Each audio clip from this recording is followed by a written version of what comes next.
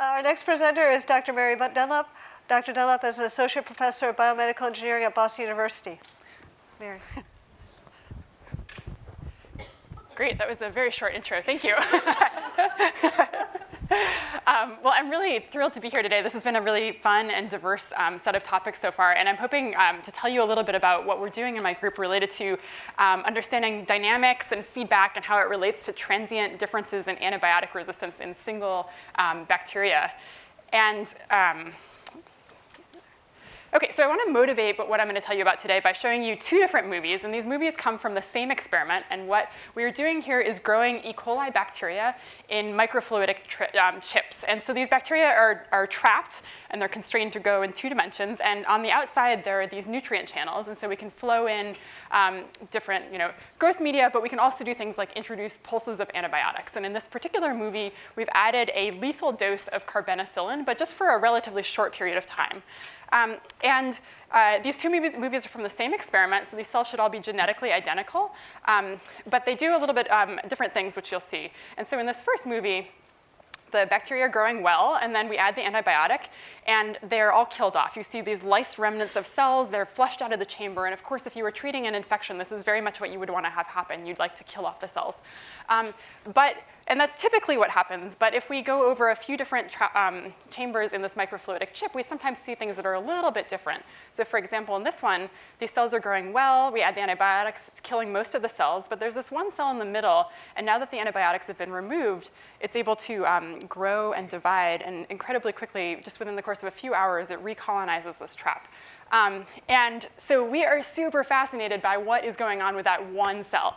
And one question that you might have, and it would be a good one, is what happens if you add a second pulse of antibiotics to this? And that question gets at this sort of fundamental difference here. So is this just sort of a transient phenomenon where these cells were able to randomly evade drug treatment, in which case you would kill off everything if you add a second pulse, or was that one cell genetically different in some way? And if that was the case, then all of its progeny would also be drug resistant. What actually happens is if we add a second pulse of antibiotics, these cells will all be killed off. This is a purely transient sort of phenotypic level differences in drug resistance. And so what I'll tell you about today is all related to these topics of transient differences in antibiotic resistance. And typically, if you come into this talk thinking about drug resistance, you probably think about genetic changes, things that are permanent in nature, differences in chromosomal mutations, the acquisition of extra chromosomal elements like plasmids or things acquired through horizontal gene transfer. And these are more permanent heritable approaches to drug resistance, but this is not the only way that bacteria can evade antibiotic treatment, and we are really interested in some of these other phenomena. Mark Brynildsen actually alluded to the persister phenomenon earlier in his talk, and it very much falls into these categories. And so a couple of different things that cells could do would be taking a stochastic approach where they diversify a population of cells. This is sort of a bet hedging strategy. If you don't know what the future holds, you could have some cells express high levels of drug resistance, and others are medium, and others are low. And so at any given time, you can hedge against future uncertainty. Alternatively, you could do something inducible where you sense the presence of stress caused by antibiotics or something related, and then turn on drug resistance mechanisms in response, and then turn them back off afterwards. And these latter two categories are what I'm calling transient drug resistance, and they can be very beneficial if the resistance mechanism is taxing. So if there's a cost associated with drug resistance, then you'd rather have either a subset of cells in the population or have them on for a subset of time, because you don't want all of the cells to have the burden of expressing this resistance machinery if you don't need it. And these are good when the environment is uncertain. Okay, and so in the first part of the talk, I'll tell you about this particular transcription factor that's involved in these differences in drug resistance, and it's called the multiple antibiotic resistance activator, or MAR-A. It's conserved across enteric bacteria, including a number of interesting pathogens. We study it in E. coli in our lab, but the regulatory networks that govern it are conserved across all of these bacteria. And it increases resistance to multiple antibiotics, including beta-lactams, fluoroquinolines, tetracyclines, et cetera. And it does this by activating, depending on which study you look at in the literature, between 40 and 100 different downstream antibiotic resistance genes. And these include things like multi-drug efflux pumps, which you'll hear a little bit more about later in the talk, or modulating the expression of membrane porins. So pumps, of course, can export antibiotics from the cell. The membrane porins will block the entry in the first place. And a common sort of theme among the drug resistance mechanisms that MAR-A regulates is that they're costly. In this study, we took an efflux pump and controlled its expression under an IPDG-inducible promoter. And as you move from more blue colors to red colors, that's bumping up the induction level. And what you can see here is that over time, these cells just don't grow as well. They don't want to have these pumps on unless they're necessary. And so that kind of hints at why you might want to do something that's stochastic or inducible in nature, rather than having all of these pumps on all the time. And so you need to know just a little bit about the regulatory network to understand and appreciate the next part of this talk. And so MAR-A is controlled, is expressed on an operon with two other genes, MAR-R, the multiple antibiotic resistance repressor, and then a third gene, MAR-B, that's only indirectly involved in regulation. And MAR-A, of course, goes on to control expression of all these downstream resistance genes. But MAR-A also positively regulates itself, and MAR-R negatively regulates the operon expression. If it's been known for quite a while that if you block repression by MAR-R, that's a double negative, so that blocking repression will increase expression of MAR-A, and you can turn on drug resistance. And so these are data that we took in the lab, but this was well known, that if you block repression by MAR-R, you can increase the minimum inhibitory concentration to multiple antibiotics. In this case, the MIC for carbenicillin increases by about a factor of 2. So it's definitely an increase, but it's a relatively modest improvement in the drug resistance that's provided. But this network is very much inducible. You can turn it on in response to stress caused by antibiotics. And so the question we had when looking at this, because I come from kind of an engineering and dynamical systems perspective, is why have these interlinked positive and negative feedback loops? I don't know about you, but when I'm driving my car, I don't simultaneously put on the brake and the accelerator to achieve kind of optimal performance. And so this seems like a really odd way of doing this. And so we were kind of perplexed by what was going on here until we started looking into the timescales involved. And so MAR-A, it turns out, is really actively degraded. It's got about a 1 or 2 minute half-life. LON protease is the protein that degrades it. It's translated quite quickly as well. MAR-R is much more typical. It's got about a 20 to 30 minute half-life, and it's translated about an order of magnitude more slowly.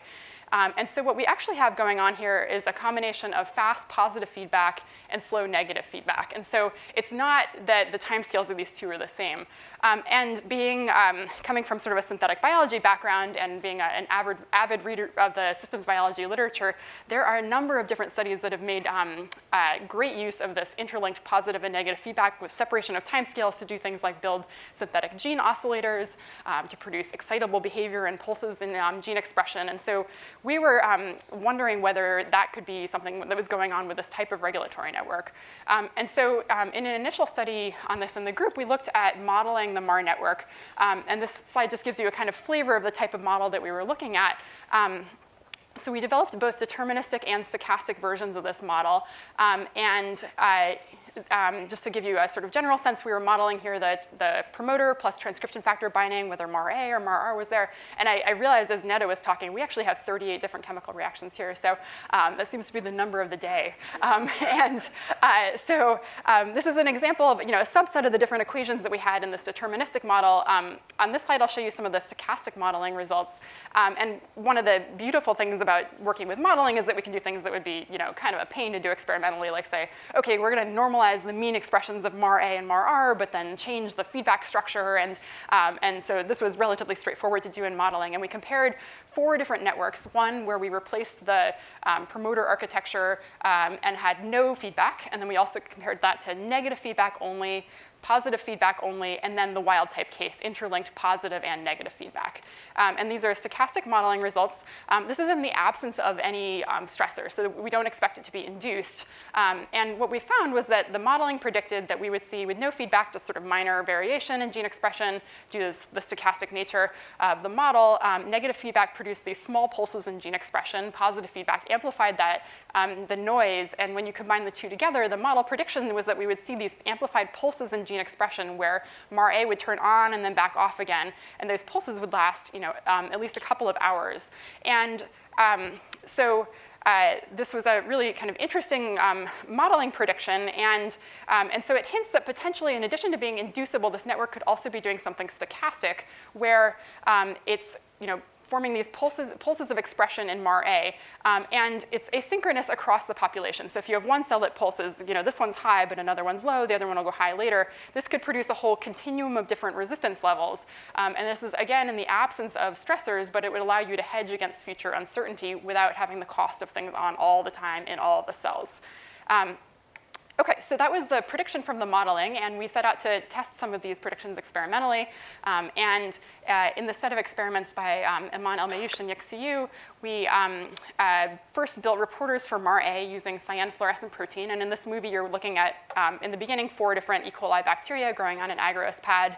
You can track any one you want with your eye, but basically what you'll see is that there's diversity in expression of MAR-A across the microcolony. And if you track one, it'll go up and it'll go back down again. And it's very much asynchronous across the population. And you can use image processing methods, such like ones we've developed in our lab, to extract out single-cell resolution data. And the plot on the bottom shows you, fluorescence over time for all the cells in the microcolony shown in gray. And I've called out a few examples in green. You can indeed see that things turn on and then back off again. And also the pulses last longer than the cell cycle. They're persisting. And if you take all these data and kind of collapse them into a histogram, what you find is that the vast majority of the cells have kind of lower levels of MAR-A expression, but there's this tail that kind of extends out. And so those cells would be turning on all these downstream drug resistance genes. But it's transient, so they'll go kind of up there and then back down again. And so, MAR-A itself is just a transcription factor. It's not directly involved in antibiotic resistance. It controls efflux pumps and other genes. And so we were interested in whether this was actually giving differences in drug resistance. And we did this by taking those same cells with the MAR-A reporter, and we put them onto agarose pads containing lethal doses of carbenicillin.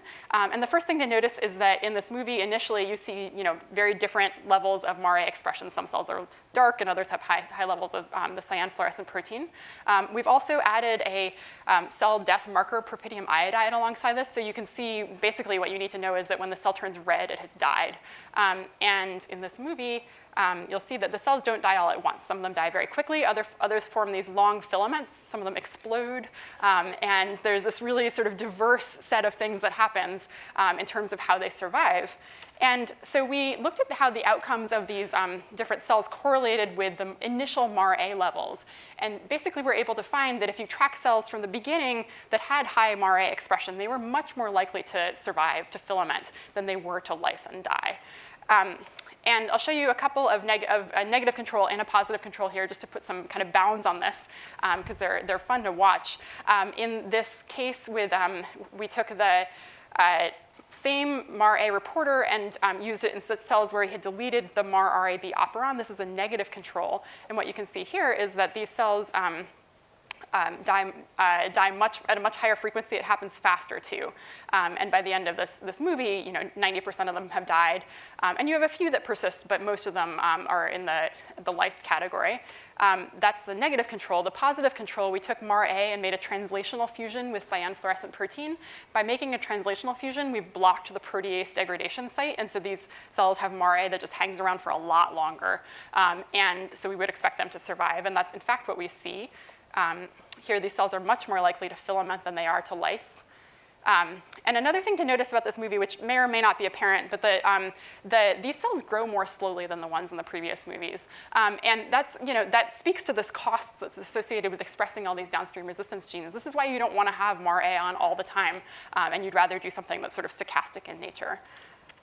Okay, and so the implications for drug resistance here are that MAR-A on the x-axis controls expression of a whole suite of downstream genes. If you're on the low end of that, then you're not turning on those resistance genes, and you'll be antibiotic susceptible. That's like the negative control. If you're on the high end, then you're turning on the whole suite of downstream resistance genes, and you'll be antibiotic resistant. But in fact, what we think is happening is that the wild type case is somewhere in the middle. You're sort of transitioning between the resistant and the susceptible states, and it's pulsing in nature. So cells will traverse up to the highly resistant state and then back down again, so they can kind of trade off which ones are responsible for drug resistance within the population. Okay, and then so I'll tell you just a tiny bit of a story related to this topic. And so this is about the link between stochastic gene expression and permanent, sort of more genetic changes that lead to drug resistance. And in this study, we looked at a particular set of genes that's controlled by MAR-A, this ACR-AB Tol-C efflux pump. And the question we asked was whether these transient resistance mechanisms can provide a window of opportunity over which permanent resistance can appear, over which cells can mutate. And in the study, we looked at cells where we had regular levels of efflux pump expression and compared them to cases where we had higher levels of efflux pump expression. And then we conducted assays to measure the mutation frequency. And over again, we found that cells with more efflux pumps were more mutation prone. We found this in E. coli in a whole suite of experiments. We also found it in Salmonella, which was actually a very sort of surprising result to us. We didn't go into the study thinking this would happen at all. We actually thought that there wouldn't be any relation between the two. But it means that these cells that have these transient sources of drug resistance are also in a mutation-prone category. And we dove into this a little bit more with single-cell level reporters for genes involved in mismatch repair. And in this set of experiments, I'm showing you a mutation repair reporter, MUT-S.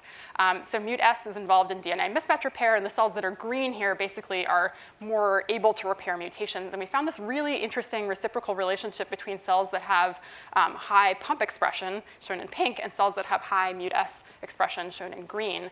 And if you look at thousands of cells over, using microscopy in this case, we found this interesting relationship where cells that have high pump expression have a lower capacity for mismatch repair and vice versa. If you delete the efflux pump, this effect goes away. We also did a bunch of movies as part of this and looked at growth rate differences in cells that had the efflux pump reporters and the MUT-S reporters simultaneously. These cells should all be genetically identical. They're not differences between them, other than the phenotypic differences that give rise to the effects we're seeing here. And so in this movie, we're looking at cells that have the reporter for both MUT-S and ACR-AB, and you might want to just focus on this set right here, because it's got all of them, that you can look at any one you want, really. What you see is that as we're growing these, there are these really clear differences in growth rate between them. And we can quantify this. Again, we see this reciprocal relationship between ACR-AB expression and MUT-S expression. The slow growers always cluster towards the bottom. These efflux pumps are costly for them to express. If you delete the pumps, this effect goes away. OK, so I want to summarize by saying that I've told you about single-cell antibiotic resistance. First, a genetic mechanism that can bring it about, where you have dynamics that arise from interlinked positive and negative feedback loops. And then I've also talked about single-cell level differences in antibiotic survival, and then the effect of efflux pumps and differences in the mutation frequency. And I'd like to stop and thank the folks that were responsible for the work. And I want to just mention this bottom picture here. So my lab has gotten into this habit of tradition of making a cake to celebrate various papers. And this is one that I particularly love, where the eclairs represent E. coli bacteria, and the raspberries are efflux pumps, and the sprinkles are the different antibiotics. And it was delicious. And I'm going to stop there, and I'm happy to take questions. Thanks.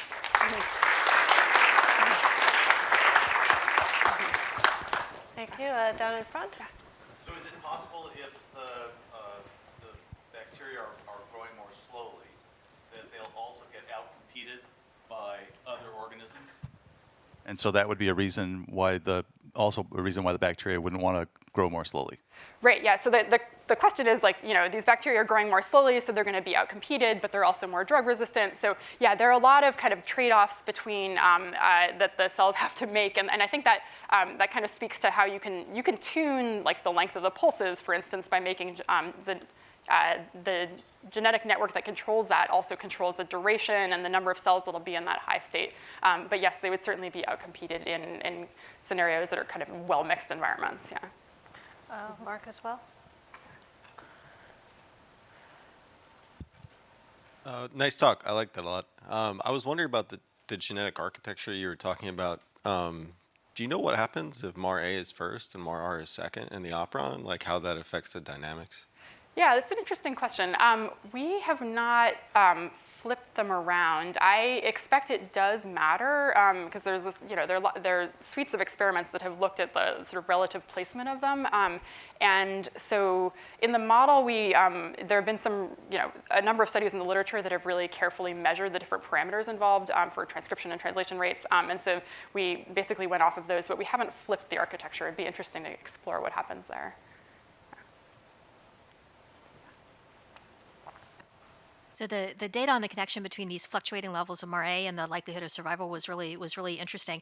And I'm curious, given the timescale separation that you're describing, that it might be a better prediction of survival as to what your past history of MARA expression had been like. Were you expressing MARA 20 minutes ago? Yeah. Have you looked at sort of possible time delays in the data? Yeah, that's a really interesting question. And so I have a couple of answers to it. One is that there was a big group of cells that, like, even if you have low MARA expression, a number of them still survive, and I think that gets at exactly what you're talking about.